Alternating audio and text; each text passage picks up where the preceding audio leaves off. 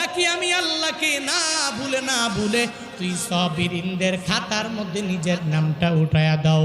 আল্লাহকে না বলিয়া ভয় পাওয়ার পরে যদি আমার আল্লাহকে তুই যদি মেনে নাও, তাহলে আল্লাহ তোর জন্য দিয়া দিলেন বড় একটা সুসংবাদ।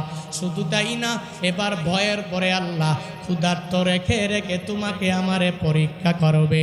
আল্লাহ সকাল বেলার খানা দিলে দুপুরের খানার ব্যবস্থা তোমার নিজের হবে না, আর দুপুরে খাবার খাওয়ার পরে রাতের বেলা আলিশান তুমি নিজেও খাইতে পারবা না। এর মানে হলো তোমার পরিবারের মধ্যে সুন্দর করে সচ্ছলতা নিয়ে তুমি চলতে পারবা না। এলাকার মধ্যে তাকায়া দেখো কত বড় বড় বড় বড় ধনীওয়ালা, যাদের টাকা পয়সার অভাব নাই, এরা খুব আরাম আয়েশে দুনিয়ার মধ্যে চলাফেরা করবে। আল্লাহ তোমাকে এমন পরিমাণ গরিব বানায়া দিবে।